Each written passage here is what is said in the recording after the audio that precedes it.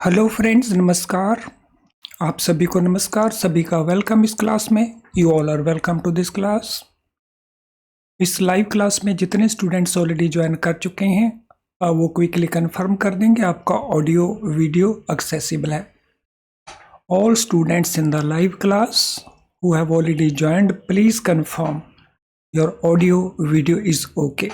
अगर आप इसके रिकॉर्डेड वर्जन को वॉच कर रहे हैं तो ये कंफर्मेशन की ज़रूरत नहीं है।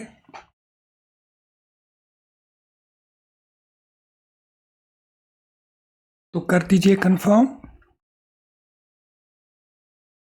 तो चलें शुरू करते हैं आज का ये डिस्कशन।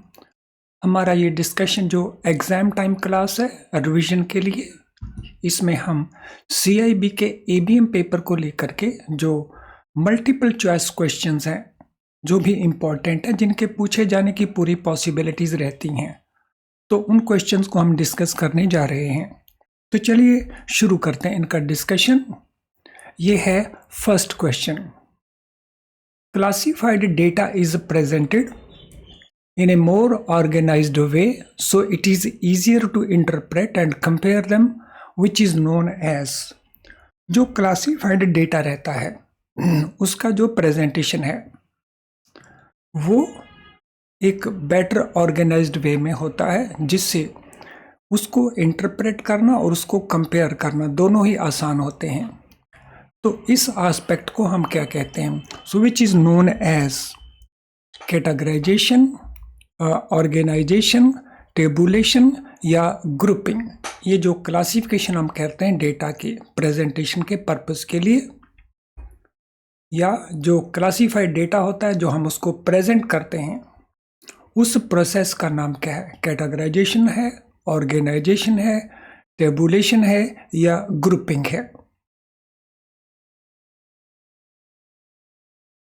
और वी कैन से ये जो डेफिनेशन यहाँ पे दिया गया है ये इनमें से किसका डेफिनेशन है?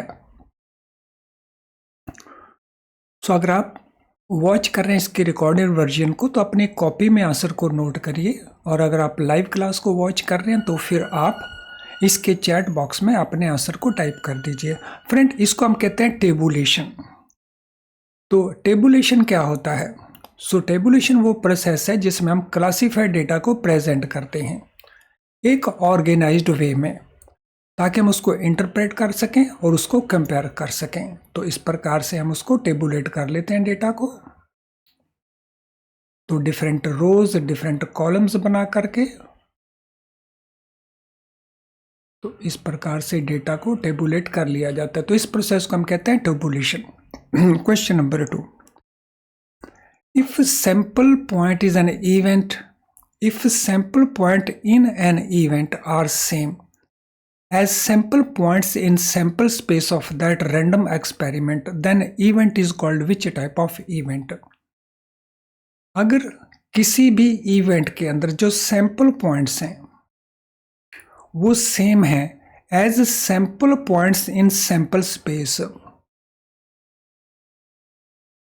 Of that random experiment, then हम उस इवेंट को क्या कहते हैं? What that event is called? Unique event, full event, total event या सर्टन इवेंट। सो उस इवेंट को हम क्या कहते हैं जहाँ सैंपल पॉइंट्स एक इवेंट में वही हैं जो सैंपल पॉइंट्स एक sample space of that random experiment में हैं।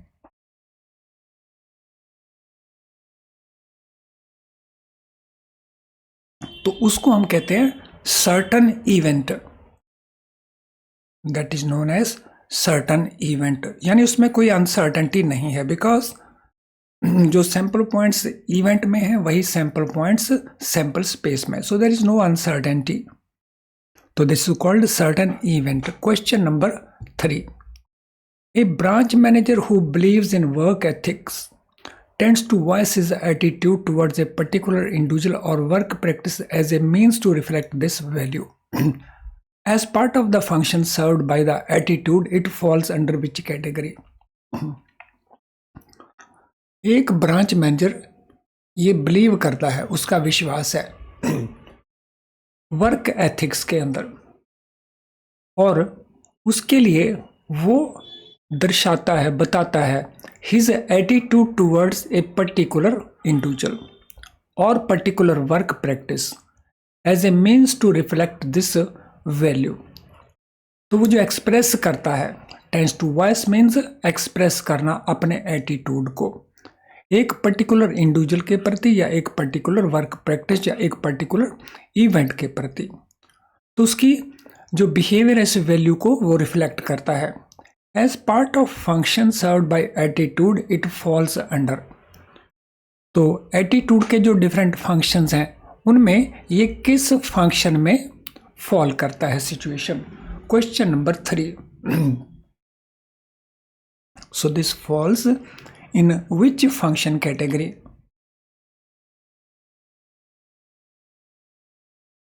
It is in adjustment function category, ego defensive function category, value expression function और knowledge function category। तो यहाँ पे तो काफ़ी आसान है, जो उसकी वैल्यू को रिफ्लेक्ट करता है, यहाँ से हम पकड़ सकते हैं आंसर को। It is value expression function. So voicing means expressing, और यहाँ पे आ गया हमारा वैल्यूज के बेसिस के ऊपर हम याद भी रख सकते हैं। Question number 4, following aspect need to be taken due care while framing a policy and finalising conflict management process. अगर हम कॉन्फ्लिक्ट मैनेजमेंट प्रोसेस के लिए कोई पॉलिसी बनाते हैं तो उसमें हमें कुछ एस्पेक्ट्स का ध्यान रखना पड़ेगा। तो ये एस्पेक्ट्स कौन कौन से हैं? यहाँ पे 4 एस्पेक्ट दे रखे हैं हमने, इनमें से हमने बताना है कौन सा ऑप्शन यहाँ से करेक्ट बनता है। क्वेश्चन नंबर 4, सो इसको रीड करिए, सभी जो स्टेटमेंट्स गिवन है और में से पिकअप करिए कौन कौन सी आपको लगता है कि वो इसमें इंक्लूड आनी चाहिए। So they need to be taken care of.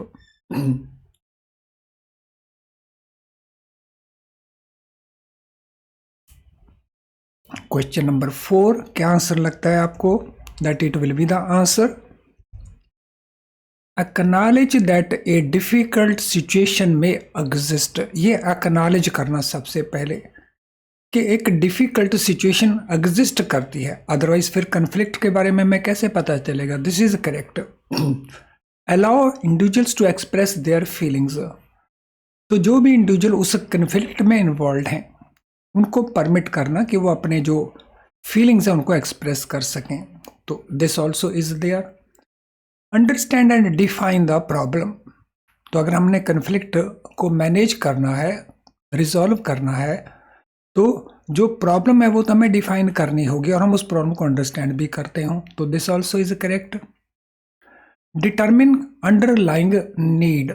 जो अंडरलाइंग नीड है, सो अंदर से जो करंट है उसको डिटरमिन करना, तो ये भी कंपलसरी है। तो इस मीन्स ये हमारे ऑल द 4 सारे करेक्ट हो जाएंगे। तो ऑप्शन ए हमारा आंसर बन जाएगा। Now let us move to question number 5। The loan accounts where suspicion of fraud is observed on the basis of early warning signals is called। ऐसे loan accounts जहां हमें fraud का doubt होता है, किस बेसिस के ऊपर? अर्ली वार्निंग सिग्नल्स के बेसिस के ऊपर। अर्ली वार्निंग सिग्नल जैसे चेक का वापस जाना, ओवरड्रा करना, इंटरेस्ट का ऑन टाइम पे ना करना और रिन्यूअल ऑन टाइम ना करना, तो ये सारे के सारे अर्ली वार्निंग सिग्नल हैं किसी भी लोन अकाउंट के अंदर। तो अगर अर्ली वार्निंग सिग्नल के बेसिस के ऊपर हमें लगता है कि इसमें कहीं कोई फ्रॉड की गुंजाइश लगती है, तो इस प्रकार के लोन अकाउंट्स को हम क्या कहेंगे? इनको हम कहेंगे loan fraud account, red flagged account, default loan accounts या विलफुल डिफॉल्ट अकाउंट। तो इन अकाउंट्स को क्या कहा जाएगा? या यूं कहें इनमें से ABCD में से ये किसका डेफिनेशन है क्वेश्चन नंबर 5 के अंदर?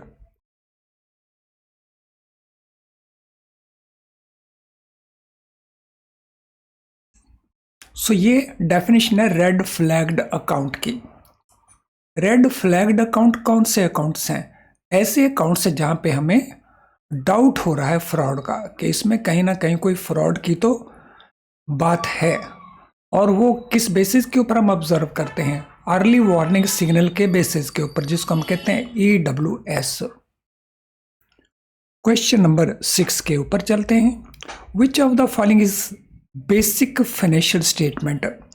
तो यहाँ पे कुछ बेसिक फाइनेंशियल स्टेटमेंट्स दे रखी हैं और हमने इनमें से बताना है कौन सी बेसिक फाइनेंशियल स्टेटमेंट में इंक्लूडेड रहेगी, और ये हमारे ऑप्शन आंसर्स हैं। यहाँ से हमने ऑप्शन का आंसर प्रोवाइड करना है A, B, C या D में से। तो बेसिक फाइनेंशियल स्टेटमेंट्स इनके कौन कौन सी हैं? एक है बैलेंस शीट, दूसरा है प्रॉफिट एंड लॉस अकाउंट, तीसरा है फंड्स फ्लो स्टेटमेंट, चौथा है स्टेटमेंट ऑफ बैंक अकाउंट। तो which is basic financial statement? Question number 6। So सभी स्टेटमेंट्स को, पूरी गिवन इंफॉर्मेशन को केयरफुली रीड करें और फिर देखें क्या आंसर बनता है क्वेश्चन नंबर 6 के लिए।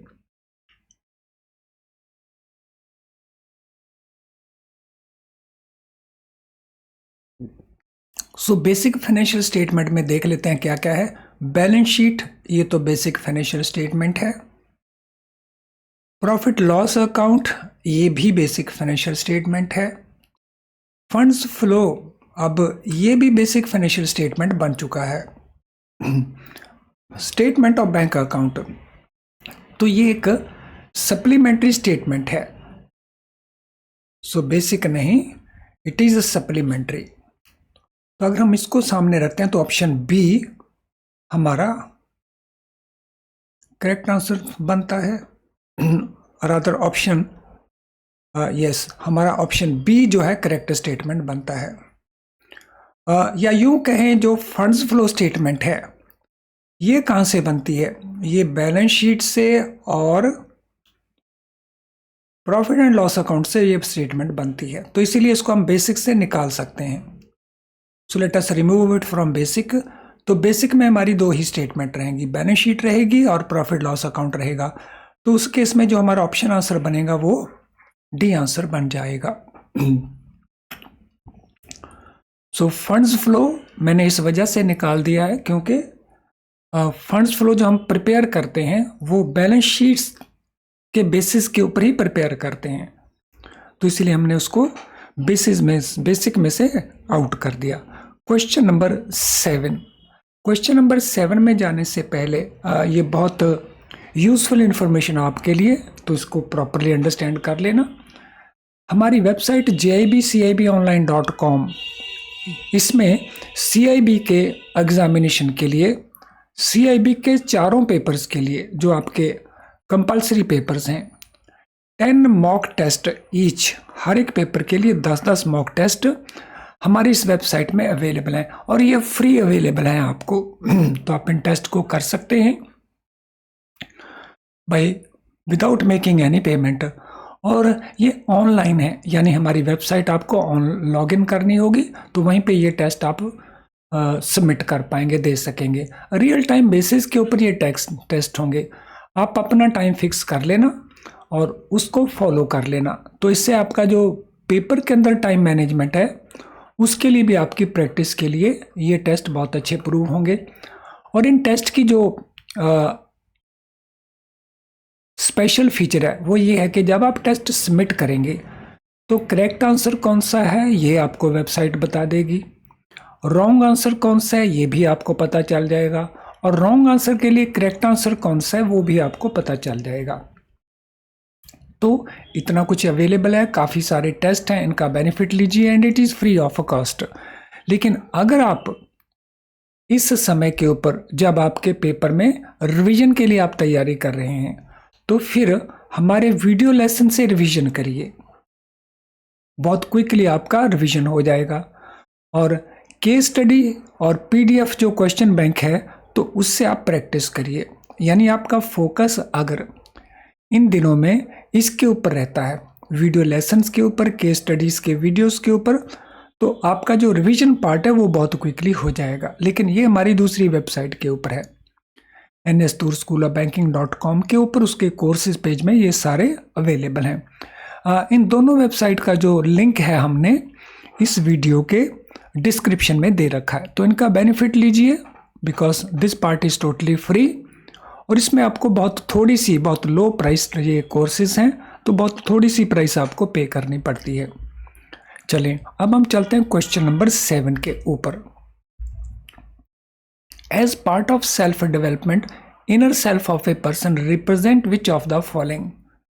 जब हम सेल्फ डेवलपमेंट की बात करते हैं तो हमारा जो इनर सेल्फ है किसी भी पर्सन का, ये हो सकता है, वो इनमें से किसको रिप्रेजेंट करता है। तो ये हमारे ऑप्शन आंसर्स हैं। सो देखिए इनमें से किसको वो रिप्रेजेंट करता है। सभी ऑप्शन को केयरफुली रीड करिए।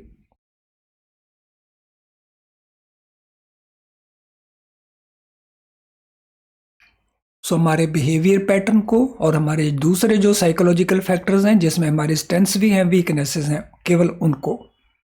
नंबर 2 हमारी वैल्यूज को और जो हमारे दूसरे साइकोलॉजिकल फैक्टर्स हैं जिसमें स्ट्रेंथ्स एंड वीकनेस भी इंक्लूड हैं उनको। हमारे बिहेवियर पैटर्न को, हमारी values and other psychological factors including हमारे स्ट्रेंथ्स एंड वीकनेसेस को, या केवल हमारे साइकोलॉजिकल फैक्टर्स इंक्लूडिंग हमारी स्ट्रेंथ्स एंड वीकनेसेस को। तो वो किसको रिफ्लेक्ट करता है, किसको रिप्रेजेंट करता है, हमारा इनर सेल्फ। क्वेश्चन नंबर 7 हमारा inner self as part of self development इनमें से किसको रिप्रेजेंट करता है। क्वेश्चन नंबर 7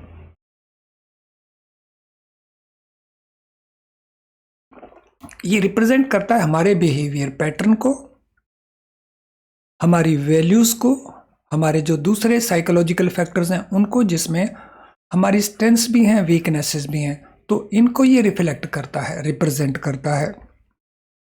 क्वेश्चन नंबर 8 के ऊपर चलते हैं। In connection with eligibility for restructuring of accounts of SMEs, small and medium enterprises, which of the following is not correct. अब हम वर्ड एसएमई को यूज ना करके अब हम जो कॉमन वर्ड है वो है MSME, micro small and medium enterprises.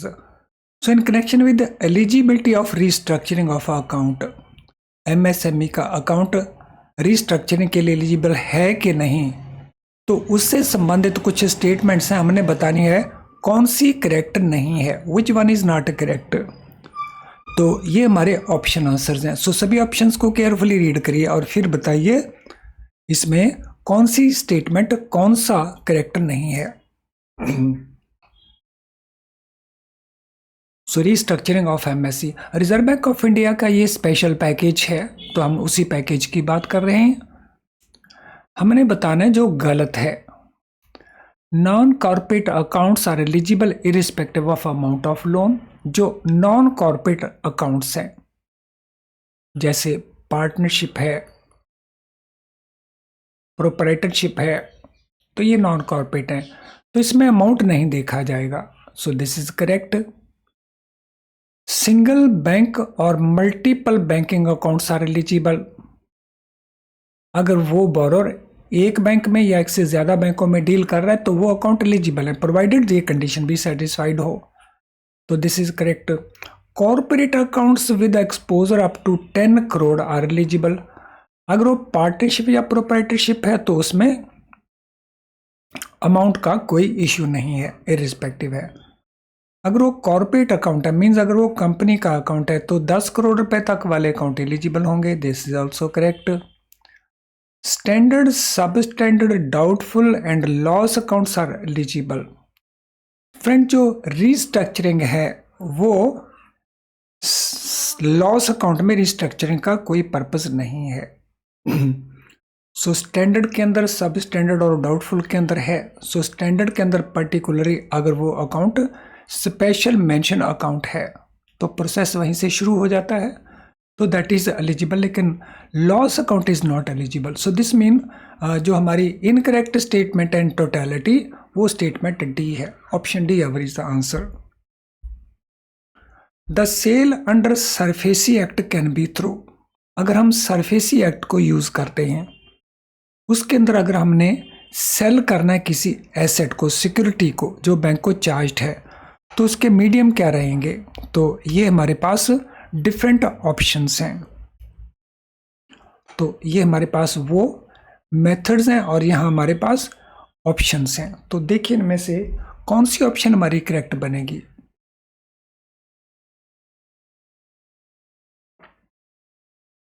हर एक स्टेटमेंट को देख लीजिए।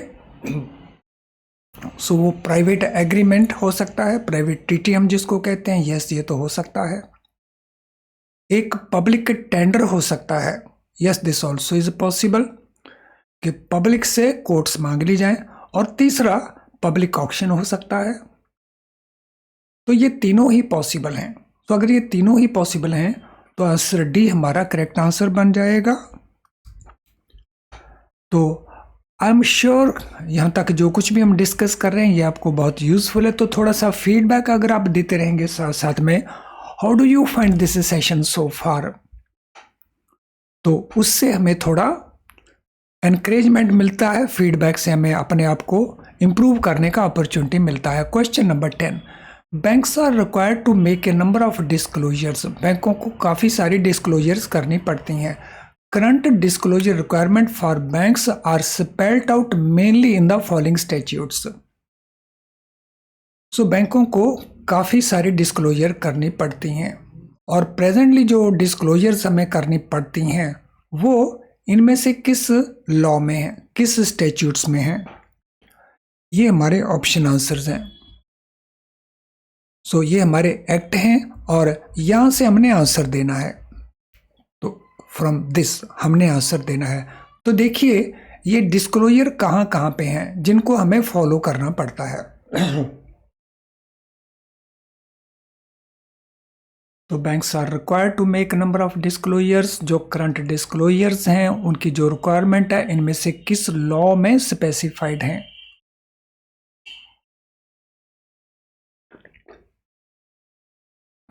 फ्रेंड्स वो हमें बैंकिंग रेगुलेशन एक्ट में मेंशन मिलेंगी, जहां रिजर्व बैंक ऑफ इंडिया अपने पावर्स को यूज करके वो डिस्क्लोजर रिक्वायरमेंट बताता है। कंपनीज एक्ट में जो बैंकिंग कंपनीज हैं उनके लिए, इसी प्रकार से कंपनीज एक्ट में जो रूल्स हैं, कंपनी रूल्स 2014 के, उनमें भी वो रिक्वायरमेंट्स हैं। रिजर्व बैंक ऑफ इंडिया में ये डिस्क्लोजर का रिक्वायरमेंट नहीं है, तो इट इज नॉट हियर। तो इन तीनों में है लेकिन इसमें नहीं है। तो दैट मीन ऑप्शन बी हमारा करेक्ट आंसर बनता है।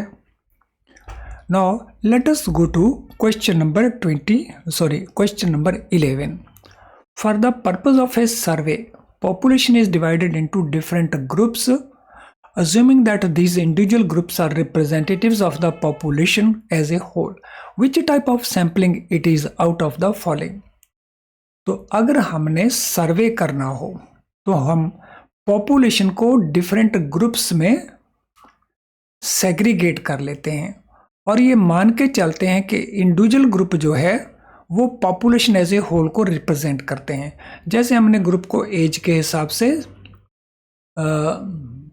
सेग्रीगेट कर लिया, एज 0 to 10, लेट अस से 11 to 20, या हमने एजुकेशनल क्वालिफिकेशन के बेसिस के ऊपर कर लिया कि 10 कितने हैं, 10 + 2 कितने हैं, देन ग्रेजुएट्स कितने हैं, पोस्ट ग्रेजुएट्स कितने हैं, या उनको इनकम के एंगल से कर लिया। तो किसी भी बेसिस के ऊपर जब हम पॉपुलेशन को डिवाइड कर लेते हैं डिफरेंट ग्रुप्स में, ये अज्यूम करते हुए कि जो इंडिविजुअल ग्रुप हम बनाएंगे, जो सैंपल हम लेंगे, वो पॉपुलेशन को रिप्रेजेंट करेंगे। So which type of sampling it is out of the following? तो ये किस सैम्पलिंग का प्रोसेस है? तो ये हमारे सामने ऑप्शंस हैं। तो ये सिंपल रैंडम सैम्पलिंग है, ये सिस्टेमेटिक सैम्पलिंग है, ये स्ट्रेटिफाइड सैम्पलिंग है, ये क्लस्टर सैम्पलिंग है। तो किस प्रकार का ये सैम्पलिंग है? Question number 11। तो अगर हमने सैम्पलिंग को पढ़ा है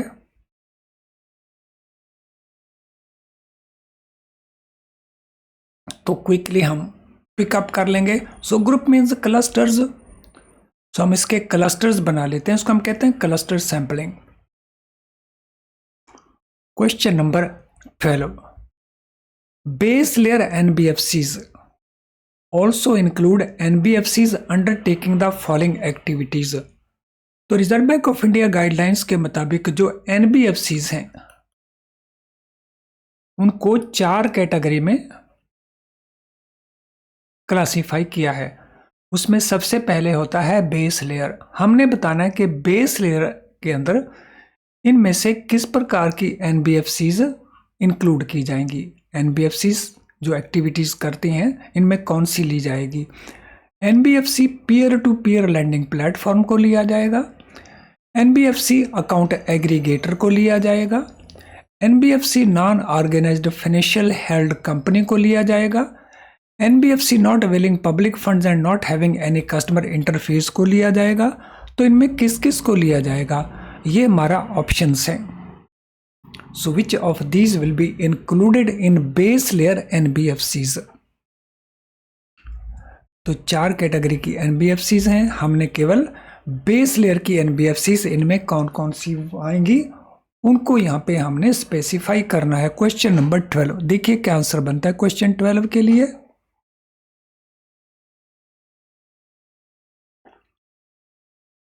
तो इनको चेक कर लेते हैं कौन कौन सी आएंगी। Peer to peer lending platform आएंगे, this is correct.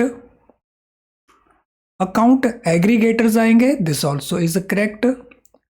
Non organised financially held companies आएंगी, ये भी करेक्ट है। NBFC which are not availing public funds and not having any customer interface, वो भी आएंगी। ये उसमें नहीं आएंगी। तो अगर ये उसमें नहीं आएंगी तो ऑप्शन बी हमारा करेक्ट आंसर बन जाएगा। Let us now go to question number 13।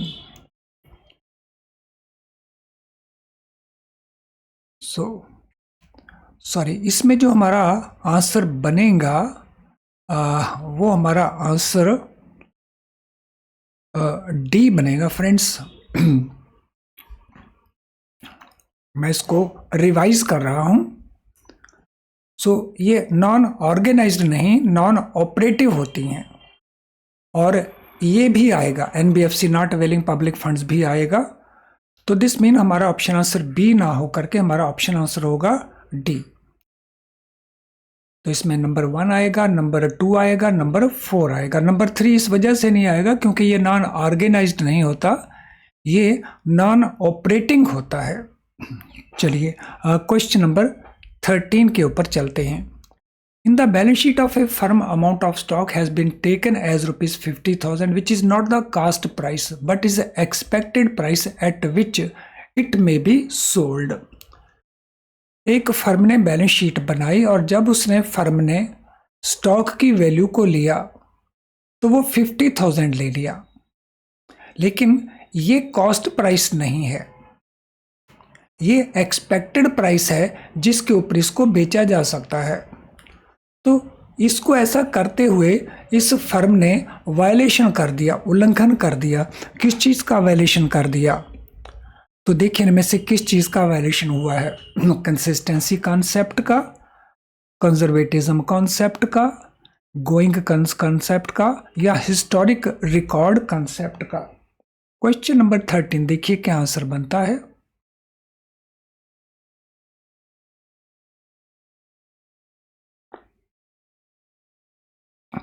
Question number 13।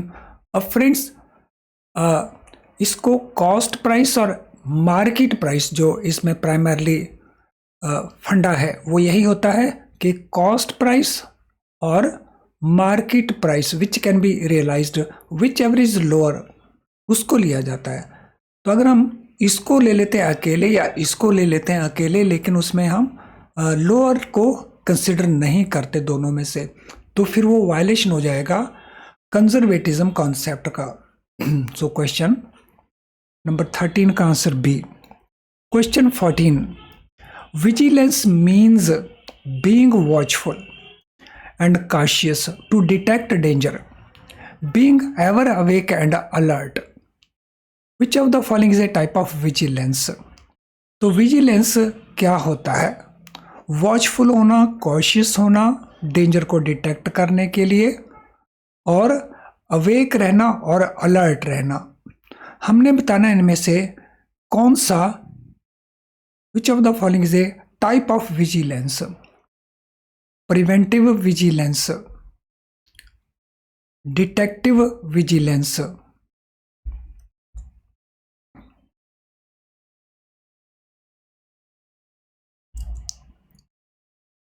Preventive vigilance, detective vigilance, cautious vigilance and punitive vigilance.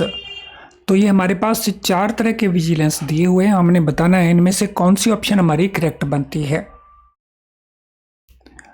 Preventive vigilance, detective vigilance, तो ये डिफरेंट टाइप ऑफ विजिलेंसेस हैं, cautious vigilance and punitive vigilance. तो विच of the following is a type of vigilance, और यहाँ पे vigilance का हमें definition भी प्रोवाइडेड है। तो देखिए इनमें से कौन सा विजिलेंस कैटेगरी में फॉल करता है। प्रिवेंटिव विजिलेंस होता है कुछ भी हैपन होने से पहले डिटेक्ट कर लेना, वो प्रिवेंटिव है। डिटेक्टिव, अगर कुछ हो गया तो फिर डिटेक्ट करना, तो वह भी डिटेक्टिव विजिलेंस भी होता है। पुनिशिव विजिलेंस भी होता है, उसको बाद में सही करना। कॉशियस विजिलेंस के नाम से कुछ नहीं होता। तो कॉशियस विजिलेंस आप कह सकते हैं कि प्रिवेंटिव विजिलेंस का पार्ट है। तो अगर हम इसको सामने रखते हैं तो ऑप्शन डी हमारा आंसर बन जाएगा। Question number 15, it is a quantity or function of observation of the sample of data and called metric, analysis, static and observation। तो इनमें से हमने बताना है। सो इट इज क्वांटिटी और function of observations of sample of data and it is called, it is used to give information about unknown values in the corresponding whole sum data। So unknown values हमने बतानी है in the corresponding whole sum data. So whole sum data means पूरी population का data,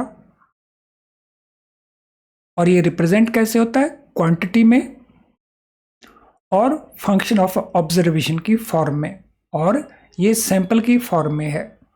तो इनमें से हमने बताना है हम इसको क्या कहते हैं। हम इसको मीट्रिक कहते हैं, हम इसको एनालिसिस कहते हैं, हम इसको स्टैटिस्टिक कहते हैं, या हम इसको ऑब्जर्वेशन कहते हैं। फ्रेंड्स, हम इसको कहते हैं स्टैटिस्टिक। सो स्टैटिस्टिक्स किसके साथ रिलेटेड है? तो it is related to samples. Question 16, which of the following is the benefit of the study, which of the following is benefit to study secular trend. So जब हम सेकुलर ट्रेंड को study करते हैं तो उसका benefit क्या है? Historical pattern can be described, future changes can be projected, trend components and seasonal components can be separated, accurate predictions can be made. और ये हमारे ऑप्शन आंसर्स हैं। सो देखिए इसमें कौन सा ऑप्शन आपको लगता है कि ये करेक्ट है? सेकुलर ट्रेंड के ये बेसिकली फीचर्स हैं बेनिफिट की फॉर्म में। सो टाइम सीरीज के अंदर हम इसको रीड करते हैं, और secular trend it is always of a long period, ये हमेशा लॉन्ग पीरियड के लिए चलता है। तो हिस्टोरिकल पैटर्न इसके डिस्क्राइब किए जा सकते हैं, यस दिस इज करेक्ट।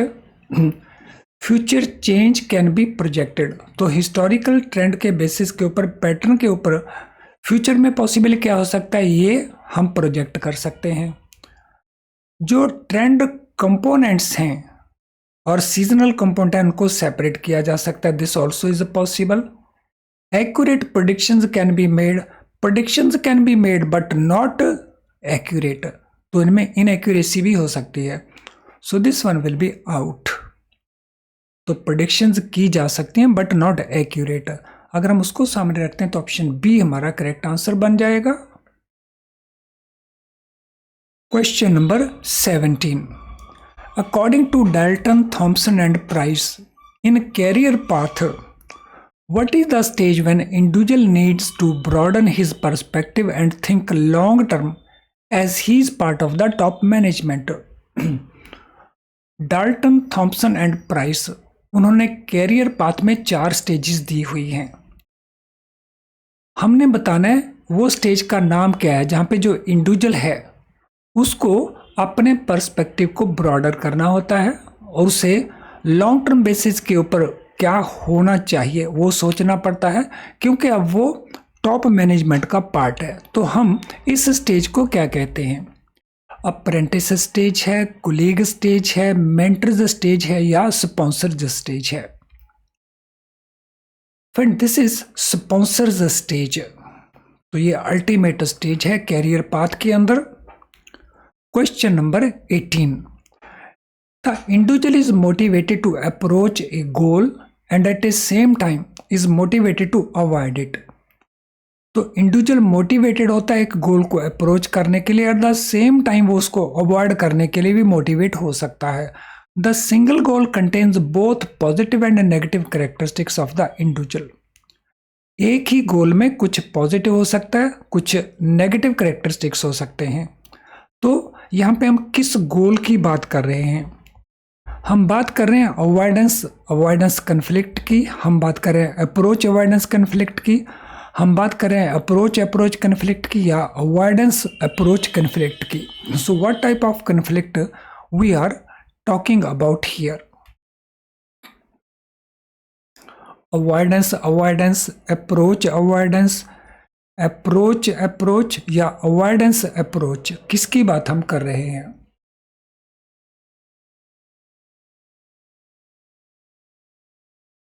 सो जहां हम the individual is motivated to approach a goal and at the same time motivated to avoid it।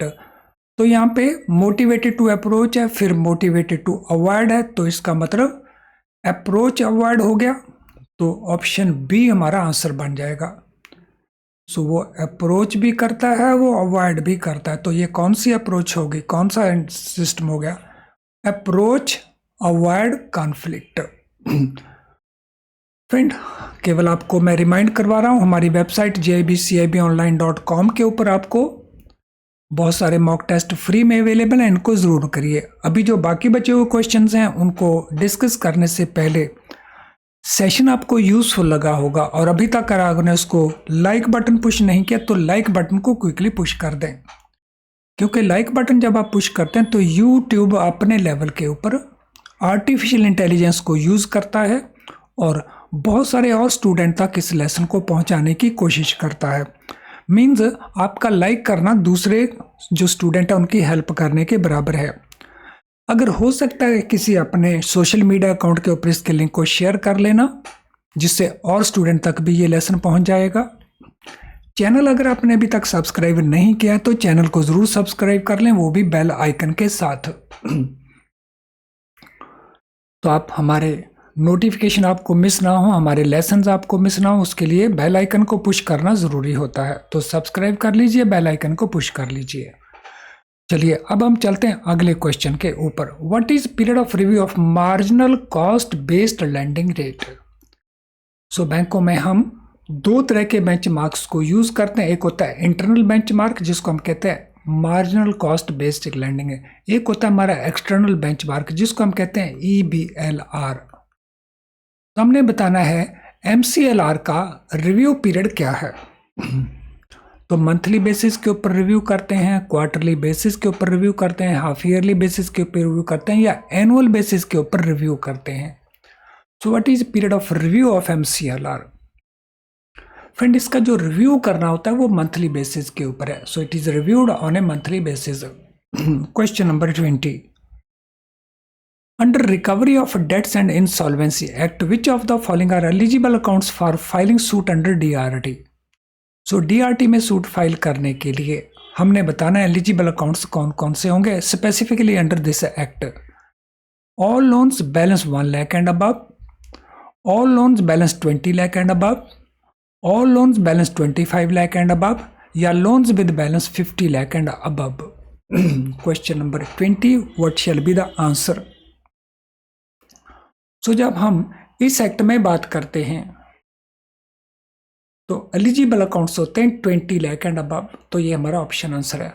अगर यही क्वेश्चन सरफेसी है तो सरफेसी में अबव 1 लाख वाले अकाउंट्स होते हैं।